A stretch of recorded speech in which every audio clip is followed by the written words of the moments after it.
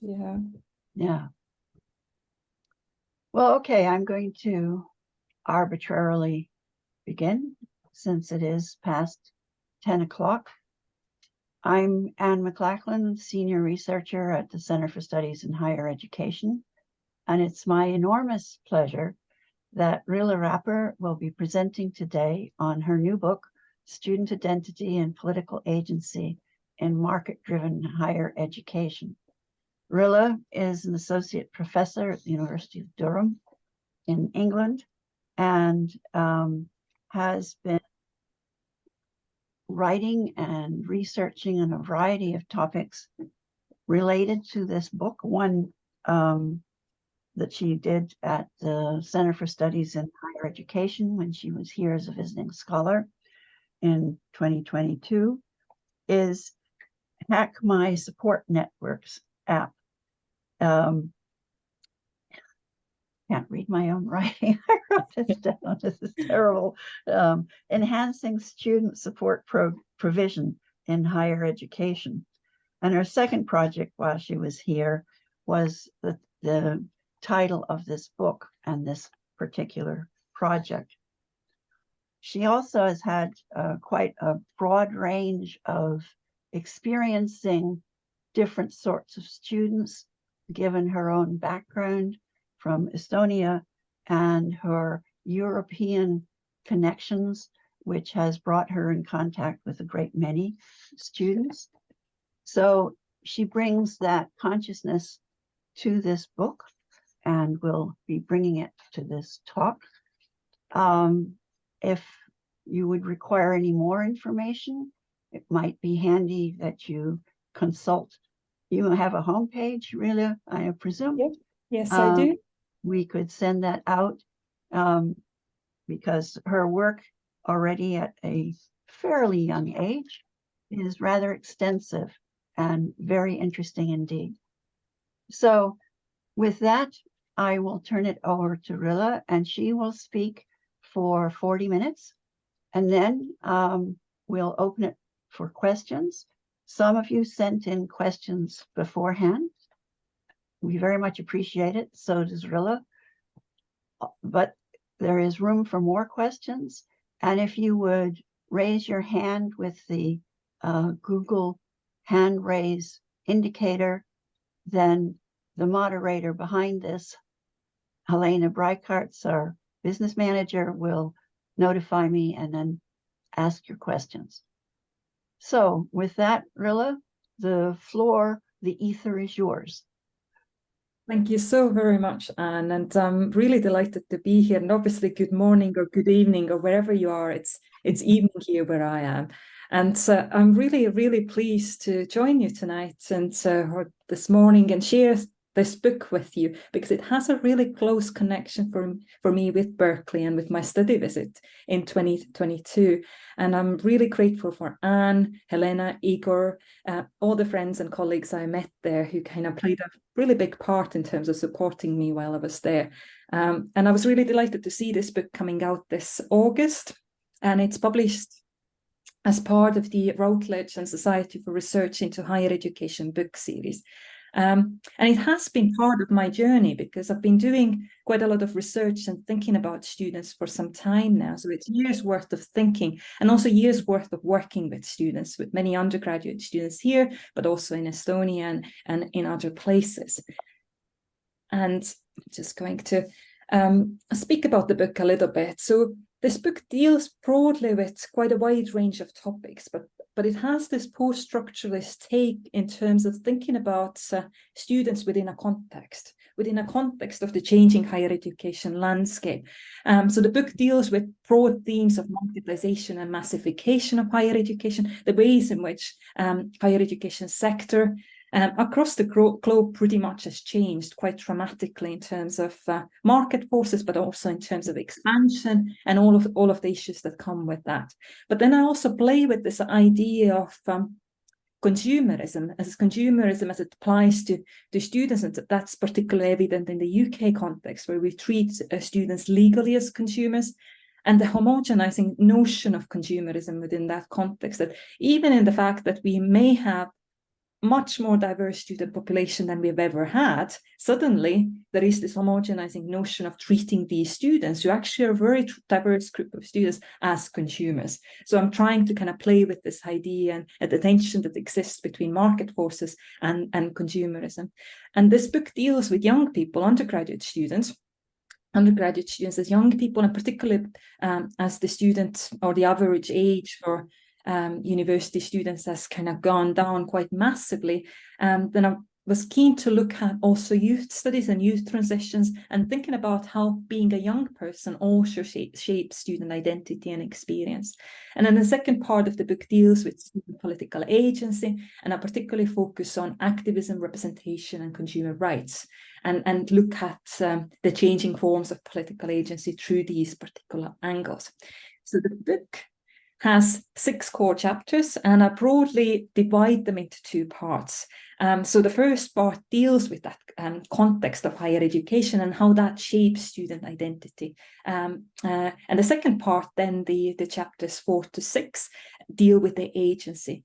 But broadly, I argue and believe very strongly in my work that we cannot understand students' agency, political agency, but more broadly agency, without understanding student identity. I think the 2 of them are fundamentally interrelated. And that's why this book starts with much broader questions around what does it mean to be a student. And at the heart of this book are 2 questions which I'm really pondering about. And this book is not a finished product. This is a work and conversations that need to continue.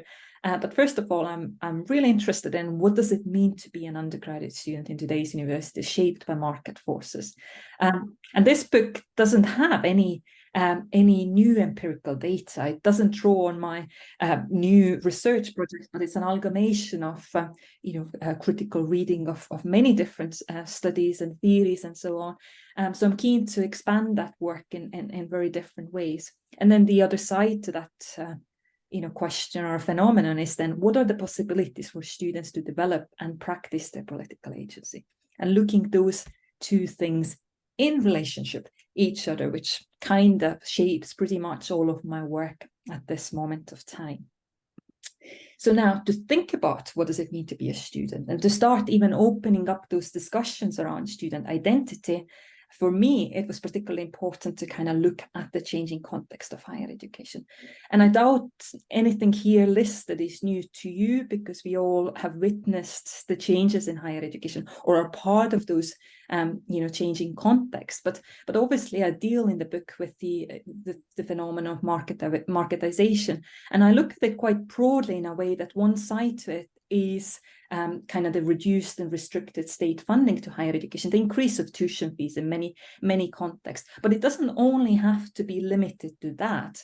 I also question and look at the introduction of managerialist tools, which are kind of pretty much borrowed from private sector, and apply to universities to make them more, efficient and transparent and so on.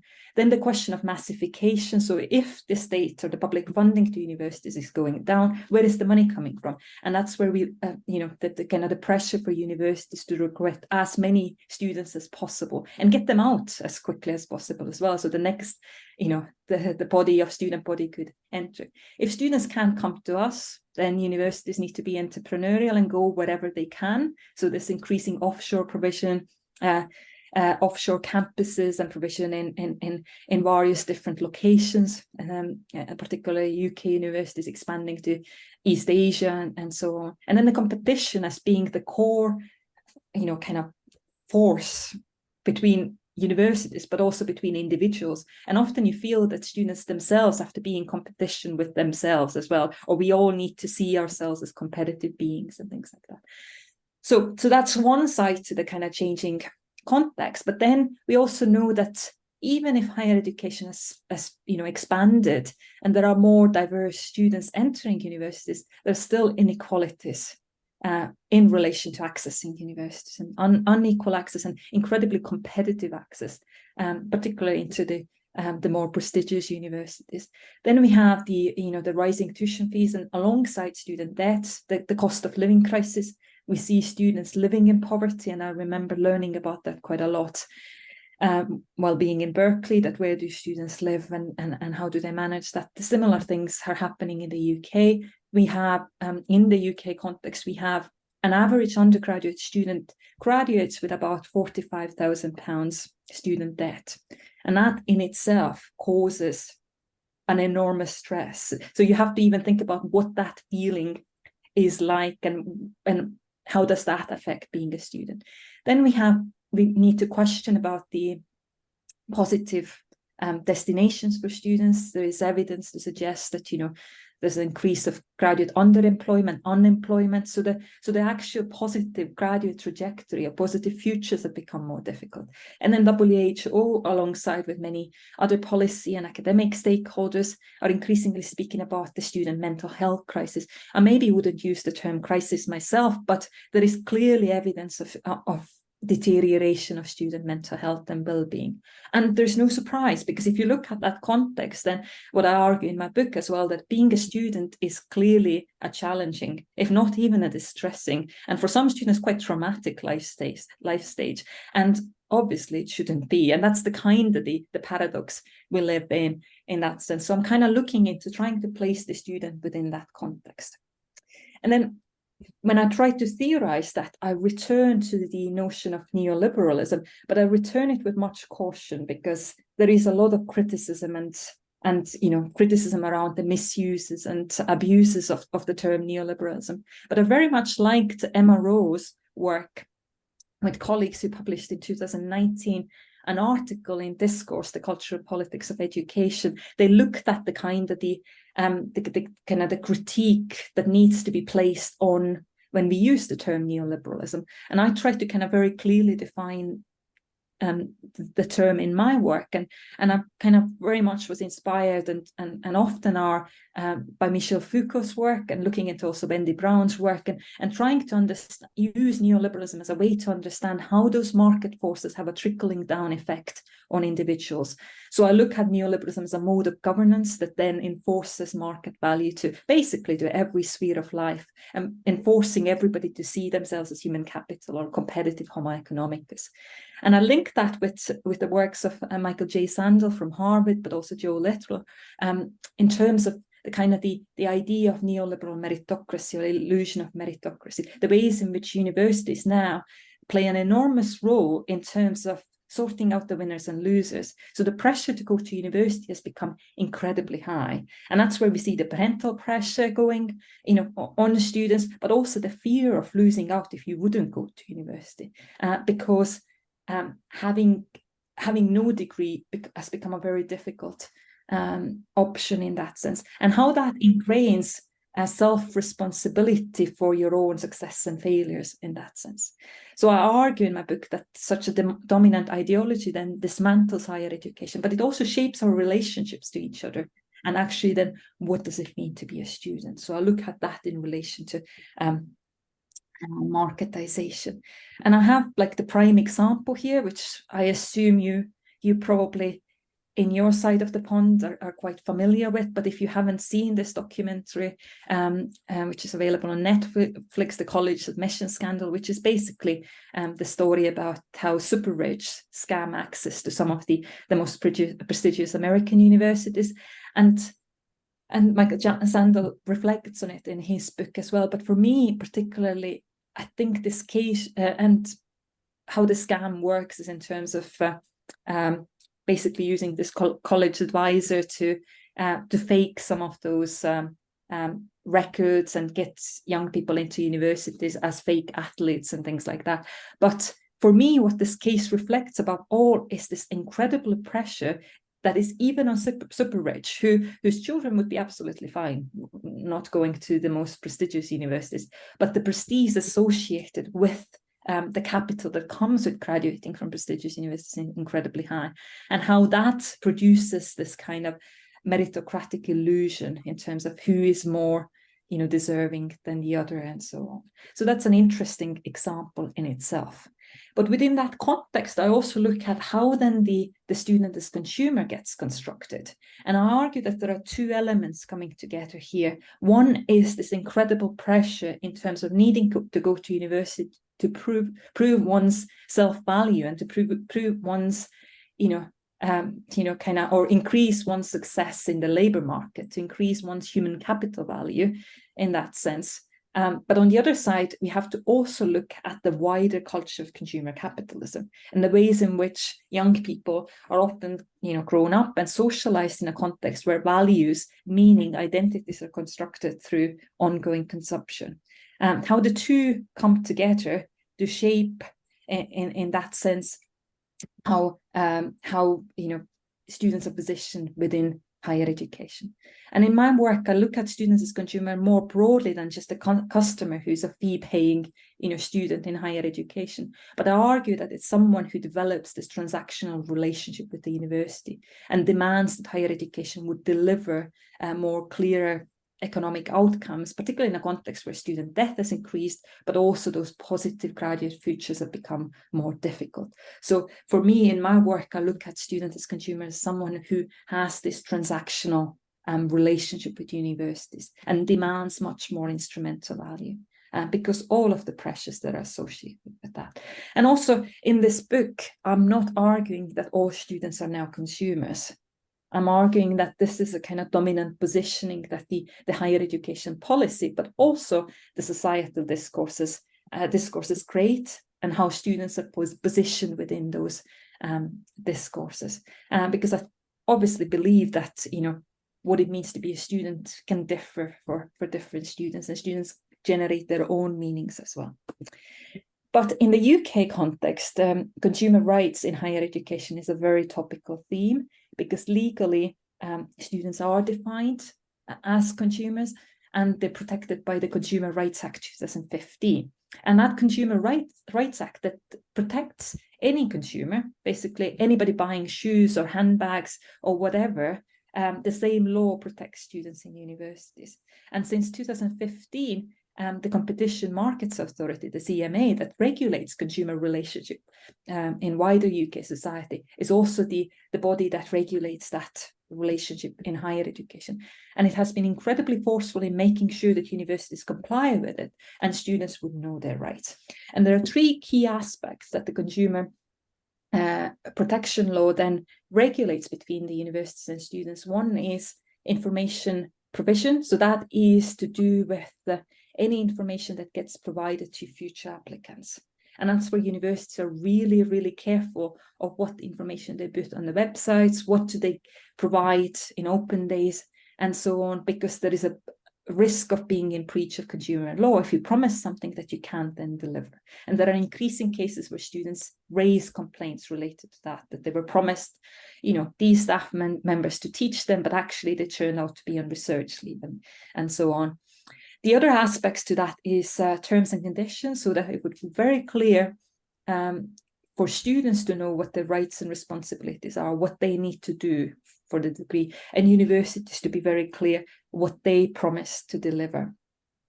And then we have the third element, which I'm also very interested in exploring in my current work, is related to student complaints. So every single UK university needs to have a very clear and transparent process in place for students to raise a complaint internally.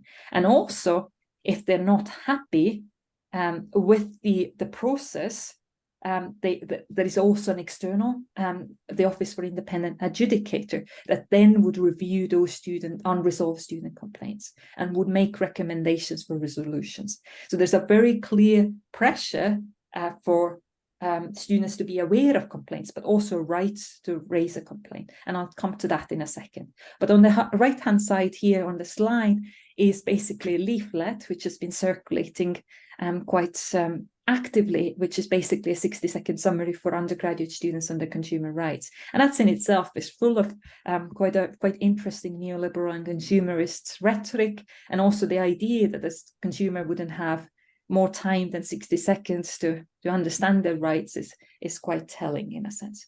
But also, I quickly looked at UC Berkeley website, and obviously in the US context, things are a bit different, but also the universities are very, explicit about the consumer information, the consumer rights that students have. And this ranges from, different, student privacy rights to refunds and things like that, and how different rights come together under what we label as consumer rights. So that's in itself interesting to look at how the student's consumer is constructed through those very different rights and responsibilities, which universities have to explicitly state on their websites. So it's nothing just that we have in the UK, very particular way of doing it, but it's creeping in everywhere in that sense. When I look at consumerism, I also kind of found it really interesting to think about the implications of that in a context when we have increasing diversity in universities. So on the one hand, we can argue that marketization and massification of higher education sectors, and if there is any good about that, has brought about the most diverse student population that we've ever had. Okay. But then we have this other side that suddenly those students need to be treated as consumers. And there are those very standardized ways in which academic relationships, university practices are regulated. And they're often now regulated through those rights, terms and conditions, and complaints procedures.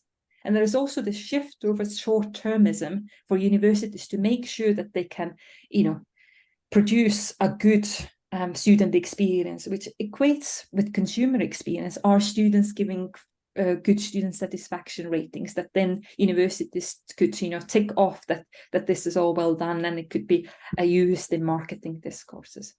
And I argue that this focus on student satisfaction that comes from this consumer logic is actually more likely to produce student dissatisfaction, because if you take this diverse body of students and treat them through this very kind of instrumental consumer logic, and also advocate for complaints and say that your right is to raise a complaint, it's more likely to lead into this culture of student dissatisfaction and complaint. So in that sense, going back to the student as consumer notion, it clearly is in my understanding an economic construct that aims to divert attention from student diversity to a student who is primarily seen as an economic actor with very homogeneous, very, very similar economic aspirations and needs. They should all be aspiring, good grades, and they should all be aspiring for a good job at the end, and raise complaints if something comes on their way. So that's the kind of the dominant logic. And obviously, I'm very much, shaped by the UK context myself. So you can later on tell me some of those differences that you may have noticed. And in the UK context, I already mentioned that as part of those consumer protection law, there's a clear, one of the elements is the complaint, that there needs to be very clear procedures for students to raise a complaint internally. And then if they cannot internally get a resolution, then we have this the OIA, which is the Office for Independent Adjudicator for Higher Education. So UK universities pay a membership fee to be part of it, and it's compulsory if you're charging maximum fees. And this is basically a body which is kind of government linked that reviews then student complaints free of charge for students. And students can forward their complaint to the OIA as long as they have gone through the internal process. But what is interesting about this organization is that they do not have a right to tell what the university should do, but they make recommendations. So they advise the university then to either pay a refund or change the procedures. And interestingly, most universities would always follow it, because the risk is that there is such a heavy reputational damage if they would not follow that advice. And what is interesting is that the OIA produces annual reports where they speak, where they summarize how many student complaints they've got in a given year, but also provide cases, anonymized cases of what the complaints are. So that's a really interesting, kind of resource to analyze and look at. But briefly, if you look at some of those numbers, we can see that student complaints in the UK, for example, have increased massively. There's been a 70% increase between 2016 and 22. And last year, there were 2,850 complaints made. And the OIA made recommendations for over £1 million compensation. But as you also see that actually the numbers for individual students weren't that high. So the highest was over £48,000 for a student, and then only 49 students received amounts of over £5,000. So basically, that's interesting in itself. If you have like nearly 3,000 complaints, but most of them would have very small financial reward, if any, that raises questions about what is the student's motive to raise a complaint. That often they're claimed that they're looking for easy financial reward and things like that. But there is a grievance. There is something that is quite probably quite something strong that they feel about that makes them raise a complaint. Then we have some interesting cases happening in the UK where students are, where the law firms have come together to provide opportunities for students to take the universities to court, and that's related to the COVID-19 disruptions. And so that's going currently happening against the UCL, for example, and it will be interesting to see what happens, because the UK universities are not in that financially lucrative position where they could actually afford starting to pay tuition fee refunds. So that's interesting to see what happens with some of those cases that have moved to the court. But just starting to think about, what do I mean by student identity? As I already said, within that context, as I already said, that I take a post-structuralist approach where identity would be seen as always evolving, situational, and shaped by some dominant societal forces and discourses. Within that context is those neoliberal market discourses. And what I did, which so I brought together Michel Foucault's and Bernard Stiegler's work, and often I'm inspired by Michel Foucault's work when I think about identity in a way. And Foucault wouldn't use the word identity, he would use the word subjectivity, subject as individual. And from his perspective, this subject, in this case student, would always be subject to someone else by control. So those dominant discourses that shape who we are, but then having some agency through self-knowledge, through reflection, taking risk, negotiating that identity. So for me, reading Foucault's work, that is always a way into agency already. But thinking about young people, students, undergraduate students as young people, I felt that Foucault on its own wasn't enough. And that's when I started working with Bernard Stiegler's work and looking into how Bernard Stiegler speaks about identity formation in that sense. And from his perspective, we have this individuation process, which is very much related to what Foucault would speak about, becoming a subject, becoming oneself. But for him, there's also this other process, which is called transindividuation, where identity is seen as formed intersubjectively across generations and communities.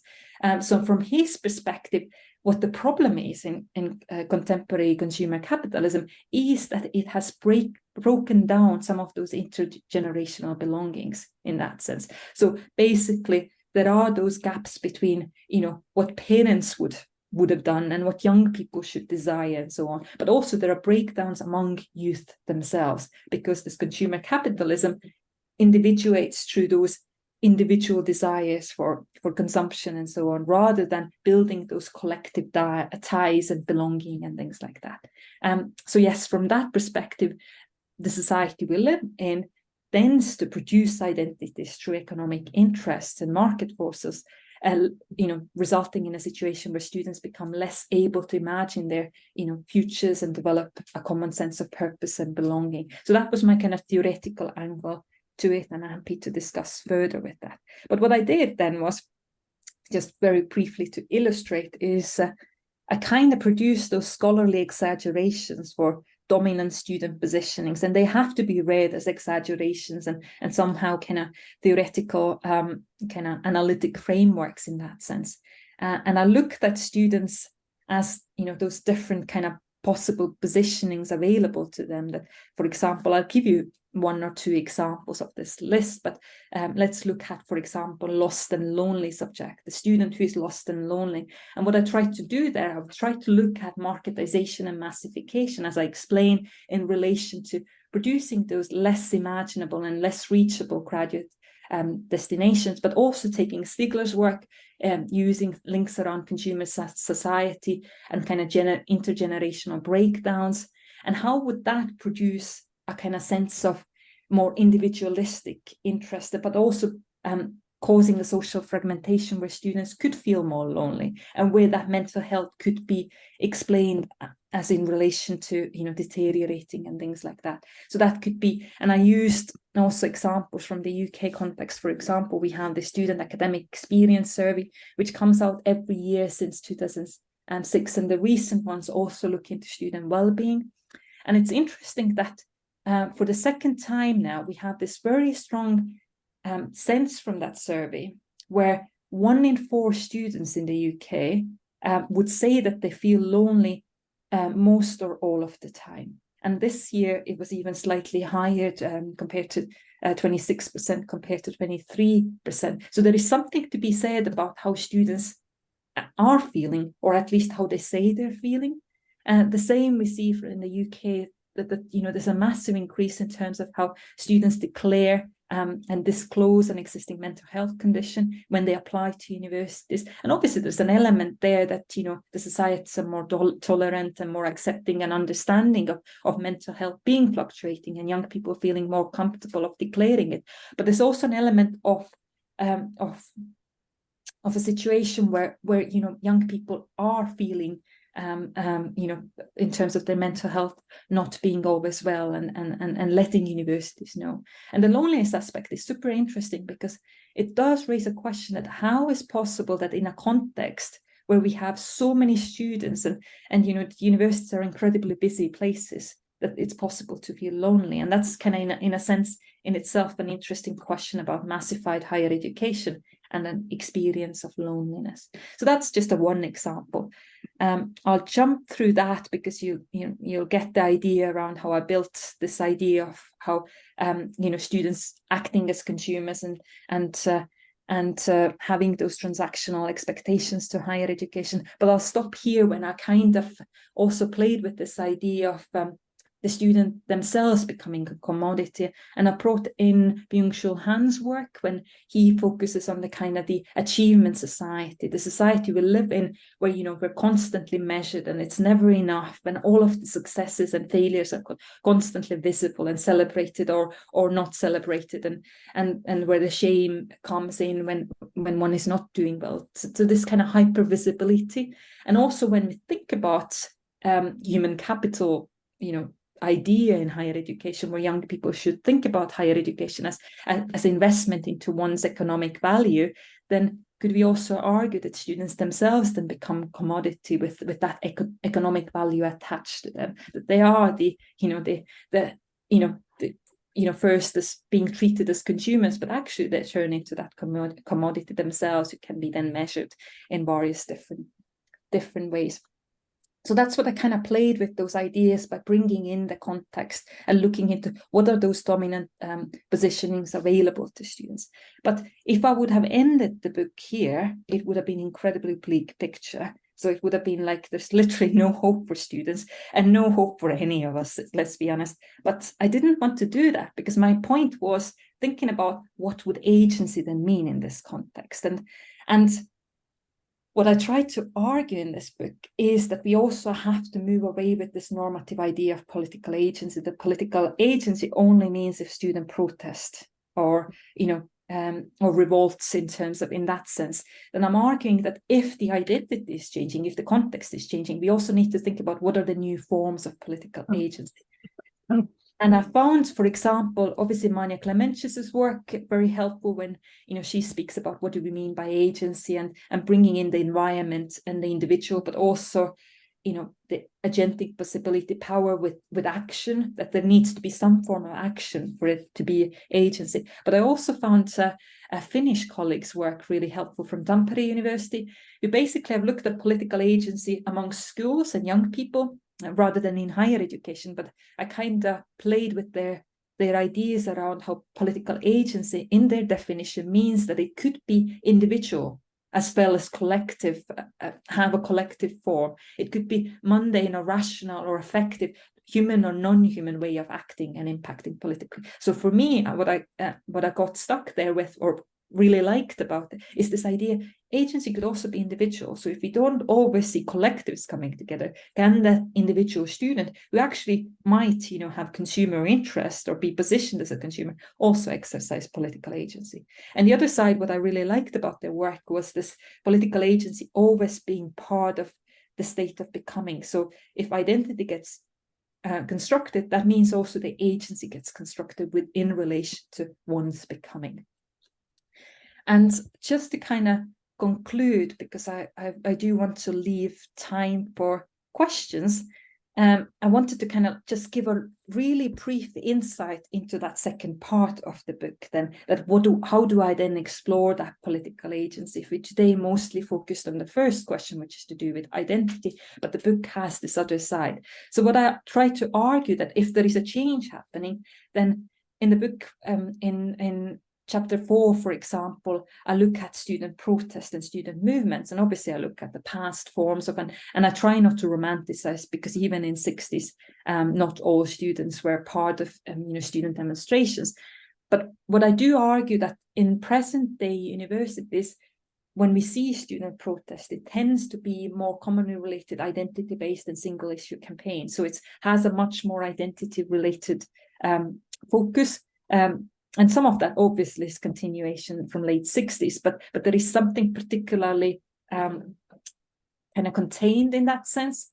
Then what I also look at the spaces that student activism takes place. And I argue that students are increasingly kind of pushed out from campuses because, booking rooms has become incredibly difficult, health and safety requirements. So if students would actually try to organize based on university any rules, it becomes almost very difficult to have any kind of collective build up on campus, but students take that elsewhere and to digital spaces. I've done some work with students, disabled students, to develop, disability rights movements, and how digital spaces are actually enabling for that, because, having less physical capacity perhaps to continuously protest, that what is the role of technology within that. Then I also look at, in the Chapter 5, student representation and unionism, and argue that it's hard to find the most impressive infrastructure for students' political agency. It has limitations. Students' unions have been professionalized and so on, which I look at. But technically, if students wanted to, there is an enormous power that exists within that representative governance system. That universities are increasingly investing into, because that's through which they try to contain and manage student voice. And then I have most fun I have in Chapter 6, which is kind of the work that I still continue, is looking at consumer complaints. Could a consumer complaint, for example, through the mechanisms I explained in the UK context, could that constitute a political agency? So if students really sued a university for being in breach of consumer rights, could it have a greater good for other students? And could that benefit also constitute as political agency? So I draw there on various kind of social legal scholars who look into consumer activism and things like that. So these are the themes that I engage with. And in a way, I would say that in its pessimistic tone, this book is really optimistic. It kind of opens in a way of new ways of thinking about political agency and thinking about students as perhaps different, but still agentic beings. And some of the themes for consideration, which I kind of summarized towards the end of the book, is thinking about this balance between individual and collective agency. That's not either or, but we should recognize the shift towards individual forms of political action. Then the intersections of studenthood and youth. And I think we need to do more of that, especially when you speak about undergraduate students. The students are not made in universities. They're already, there's a process of becoming that starts well before they enter universities. And we need to understand, what does it mean to be a young person, to understand their student experiences. And then I doubt that the powerful position of the student as consumer is going anywhere anytime soon. So we really need to kind of start understanding, what does it mean for when the student would exercise consumer rights, or when the university is calling them consumers, that what are those effects? And then obviously, I do provide some different examples throughout the book from different contexts, but it's also an invitation to think about how some of that work translates into different contexts, because there are local caveats and so on. But I'll finish here, and I'd be more than happy to have a discussion. Great. Well, thank you so very much for this very interesting and stimulating talk. I'm very happy that you're willing to have presented it. So I will now turn to the questions that were sent in. Is there a particular question, since you were sent the list, that you'd care to start to answer first? And if you indicate, then I'll read it out loud. Yeah, I would perhaps start with Sophia's question, which I think was the last one. Okay, this is Sophia Kreisel, who is at University of London currently, and was also a visiting scholar here. Her question is, as an outsider, I'm wondering, can you observe factors or variables that are discipline or degree specific? Yes, so I was thinking about this. I've been thinking about this topic for a while, and actually colleagues and I are developing a project on this when we try to look at how do different disciplines, particularly across hard sciences, soft science, applied and pure and so on, affect students' kind of political knowledge, views and behaviors. So we really want to do some of that work. What we do know from existing research, and some of that I touch in my book as well, is that existing kind of research suggests that sociology, political science, and these are the subjects that do have more of a kind of, I suppose, politicizing effect on students. So this is the evidence, but I do think it's such an important question that requires more research to look at how does that compare with some of the other subjects. And I think that also relates to the first question from Evelyn Thorne, who had asked that what do you think is the relationship between creativity and agency?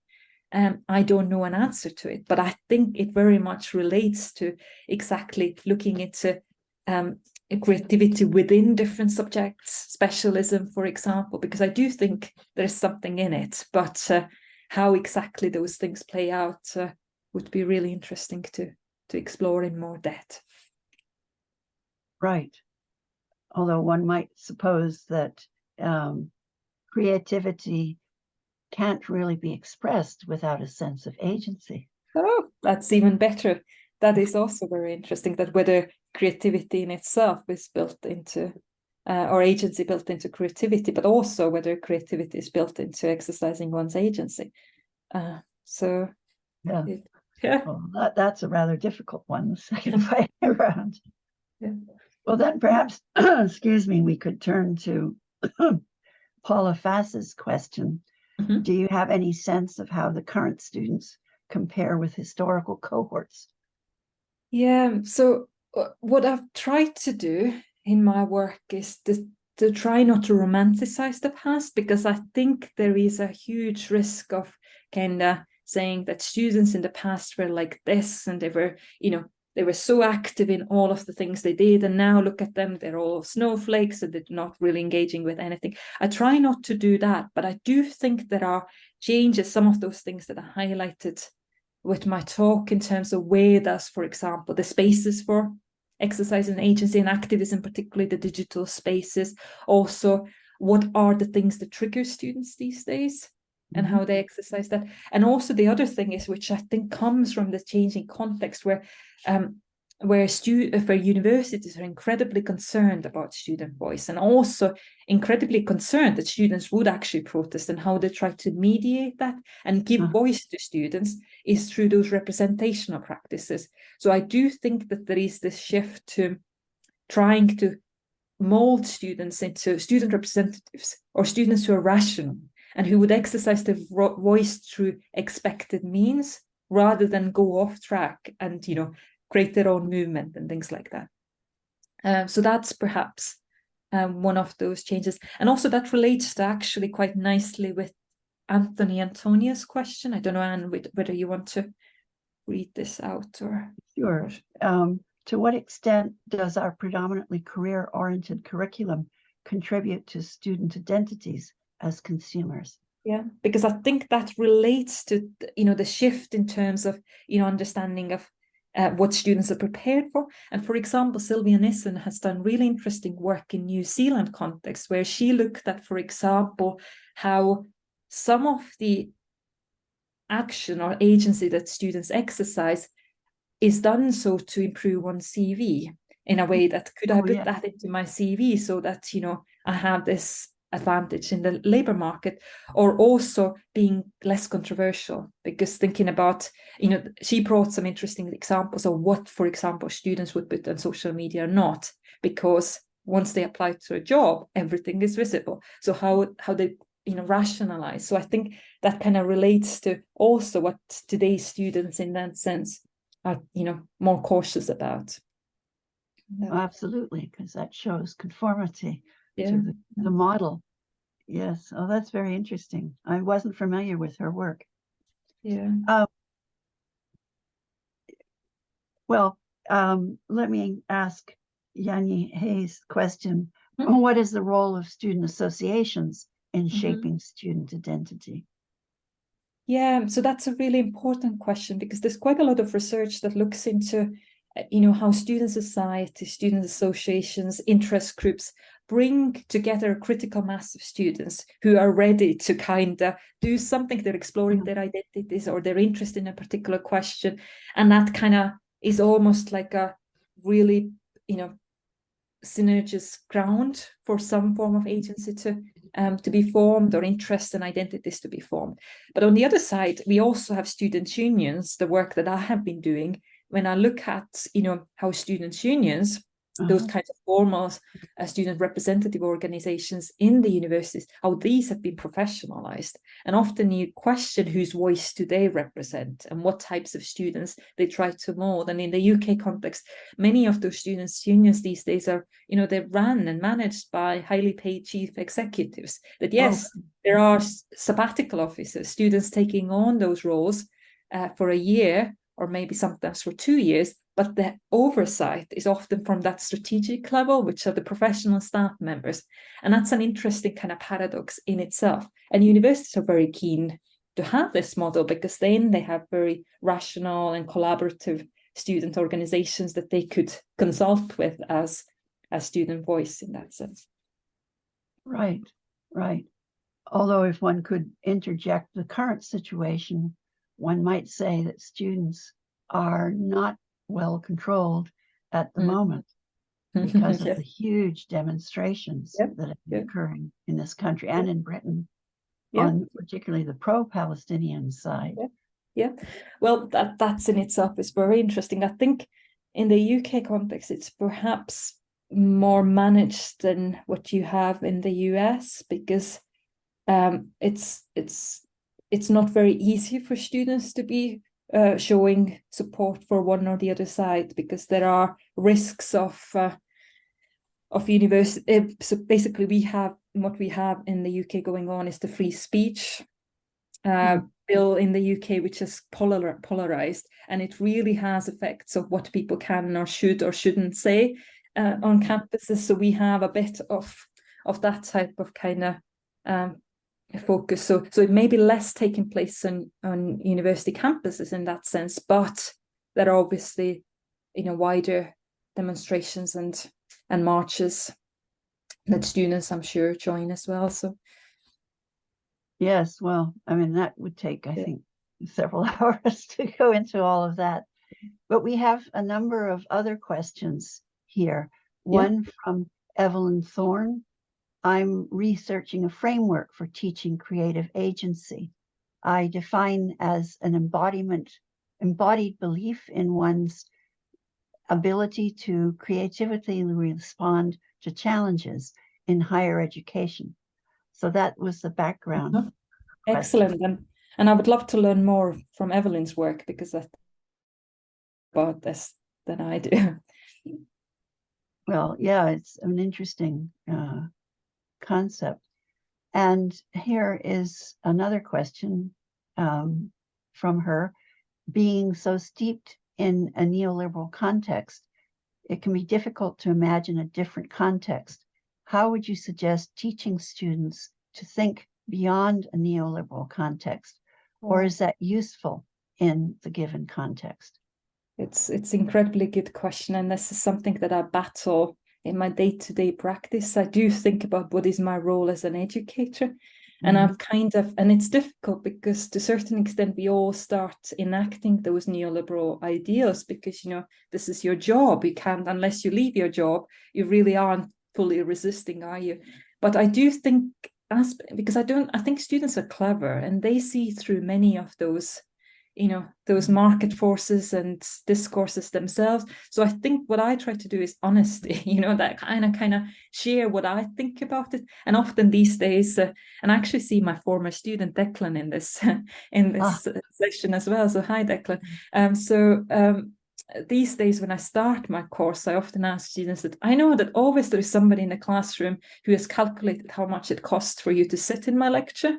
And there's somebody who puts the hand up, and you know, this time it's apparently £40, and there's 100 of them. So I'm saying I'm not value for £4,000 for an hour. That you kind of get into those conversations, which make students think about the logic that they apply to sometimes to higher education. So I think honesty, because I think there is not enough that kind of, I guess, interpersonal conversation we have.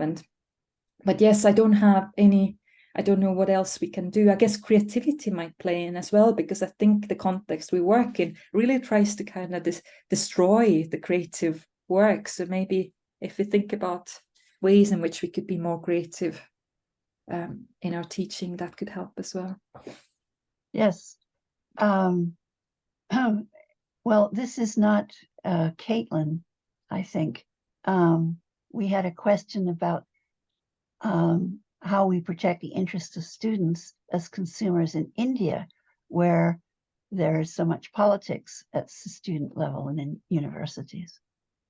Yeah, I can imagine, and I don't know. Sadly, I don't know about the context enough. But would be something that I would, you know, love to follow up, because there are obviously questions, and also, you know, and there's an also element of sometimes I think that students could use consumer rights to protect themselves sometimes in a context that otherwise doesn't work for them. So there might be benefits that come with some of those rights as well.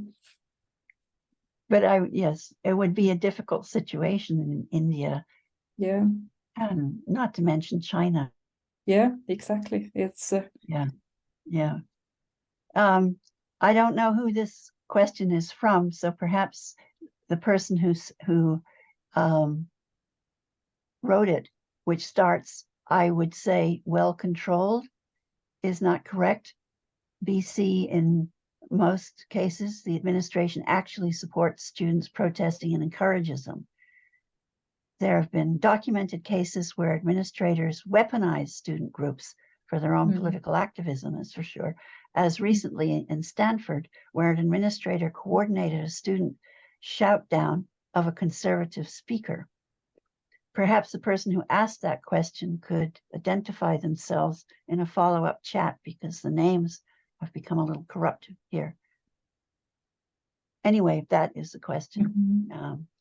Yeah, and I would be curious to know that, you know, who are the administrators in a way, that what type of roles do they have, and, you know, because it is interesting, and that goes back to this whole, I think the no platforming and free speech and things like that, where universities are quite polarized and politicized in a way, and I can imagine that there are some cross group alliances and things like that. Absolutely.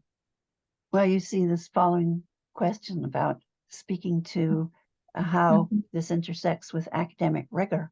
Yeah, and fully agree as well, because some of those, you know, what matters within that context is often how education is received. As long as it gets positive ratings from students, that constitutes in some ways rigor, but whether it actually is rigor, and that's quite, so I completely agree that there is this hollowing out effect of who has an authority to make decisions, who knows best what is good for students, because, you know, students themselves often, you know, they benefit from us making decisions which we do based on our own academic authority in that sense. And they might, experience. and they may realize that years later It might not be immediate satisfaction that follows this. Right. But I could interject. There was an article in the New York Times about how nearly 80% of the grades in Yale are A's or A minuses. Yeah, yeah. It's a grade inflation, things like that. Exactly. Yes. Yeah. Okay. Excuse me. The question on was, I think, written by Julia Schultz, if I have that right. Yes. Who Julia. asked about the well-controlled situation. Okay. I think those are there there's more? Also a question from Brian Murphy. Oh, yes. Sorry, Brian.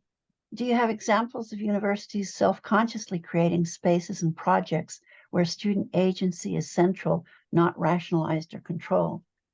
Yes, and that is the bit in my book that I completely left out, because I'm still thinking, so basically any of the work around co-creation of curriculum, students as partners, and that involvement of students in pedagogical, curriculum development and things like that, because I'm not fully sure how I sit within that yet. Because basically, there is an element there which is very much about empowering students, getting students involved, but it's also often, in my opinion, in my experience, hijacked for those purposes of how to contain student voice, how to marketize universities, and which types of students get a voice in those settings. So I see huge benefit, and many of the colleagues and people who create those opportunities for students really do not try to rationalize or instrumentalize that engagement.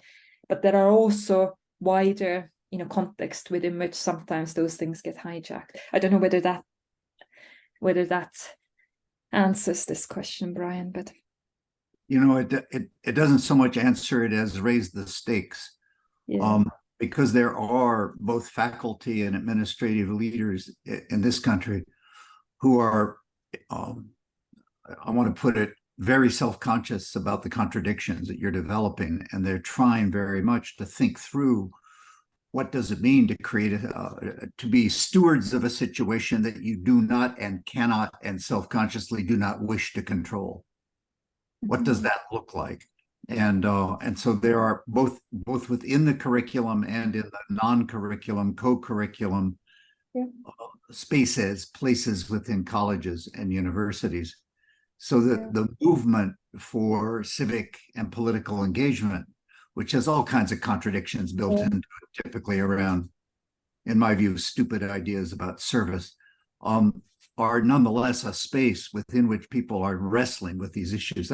So I was just, insofar as you had examples, we can pursue it offline, but I'd be fascinated. I mean, there is, as you know, entire swath of people in Europe wrestling with this question as well. Yeah, absolutely. And that's exactly, I'd love to continue those conversations as well, because there is obviously good work going on and people putting a lot of thought into what we could do differently and how to think about the implications of anything we do as well, I think. And but you're right that it's on the margins. Yeah, that's true. That's true. Well, there was one further question, and since it relates to this immediate discussion, also something I think we should pursue offline is the role of altruism for entering a field or engaging in activities which serve others, not just in the hackneyed model of you want service activities on your curriculum vitae, but students who are totally engaged to pursue a field because they want to help.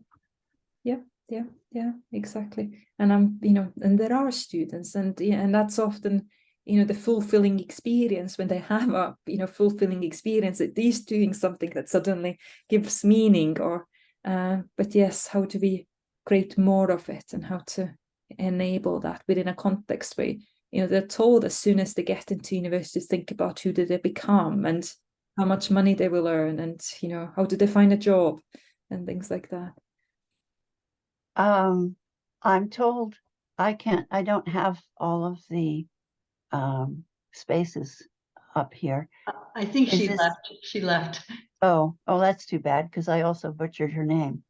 Still, the question that she raised is about the focus, changing the focus from inner work of learning to just attendance and expecting curriculum on a silver platter, but resisting the significant inner work and full application of yourself to true learning.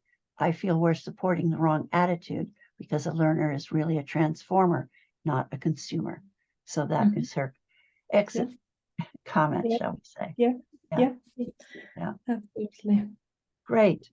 Well, I'm so grateful to you, Rille, for this wonderful talk, Professor Raaper, and thank you very much. And if we have the capacity to show our appreciation with hands up or clapping, let us do so, because this was a great talk. Thank you. I very much enjoyed sharing my work with you, and I hope to get to meet you all in person at some point. That would be super. It would be great. Bye-bye. Thank you very much, Anne. Thank you.